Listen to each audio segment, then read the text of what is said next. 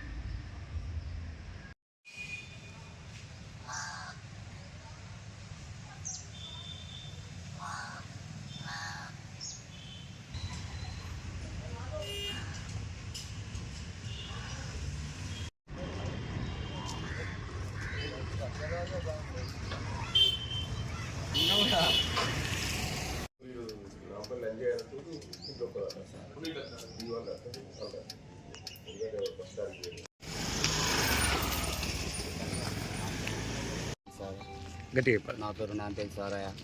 మా మేనమామ ఇతడు మామిడి రమేష్, నవీను ఇద్దరు పనికి మేషన్ పని చేస్తారు. పని ముగించుకొని రాబోయి నెంబర్ 1 కల్లు డిపోలో కల్తీ కల్లు తాగి వాళ్ళిద్దరూ బయటకు వెళ్ళి కొంచెం దూరం వచ్చినాక పడిపోయడం జరిగింది. ఆ రమేష్ను నవీను తీసుకొని కొంచెం దూరం వచ్చుంటుంది ఆయన కూడా పడిపోవడం జరిగింది.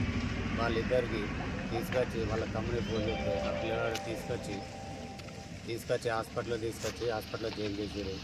అప్పుడు డాక్టర్ చూసి అప్పటికే వాళ్ళిద్దరూ చనిపోయారని చెప్పడం జరిగింది. కల్లు డిపో నెంబర్ 1 కల్తీ కల్లు తాగడం వల్ల చనిపోయింది.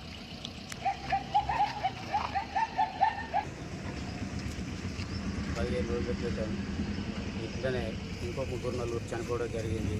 ఈ కల్తీ కల్లు అమ్మడం వల్ల ప్రాణాలతో చెలగాటమాడుతున్నారు. ఈ కల్లు డిపోను తక్షణమే తీసివేయాలని కోరుతున్నాం. ఇలాంటి ప్రాణహాని ఎవరికి జరగద్దని మేము కోరుకుంటున్నాం. నా పేరు నవీన్ వాళ్ళ తమ్ముడిని. నా పేరు అంజన్న. మా అన్నయ్య సాయంత్రం పనిచేసి కల్లు డిపే అనే దాంట్లోకి పోయి అది తెల్లగల్లు అనేది తాగి కొంచెం దూరం వచ్చి పడిపోయిన తర్వాత నాకు ఫోన్ చేసిండు. నేను పోయిన తర్వాత మా అన్న నా చేతిలో మా అన్న ప్రాణం పోయింది. అన్నతో పాటు ఇంకొక వ్యక్తిది కూడా ఆయన కూడా తాగిండు, ఆయనది కూడా పోయింది. చనిపోయిన కారణానికి ఆ తెల్లగల్లు వల్లే. ఆ తెల్లగల్లు తాగద్దని కోరుకుంటున్నాం.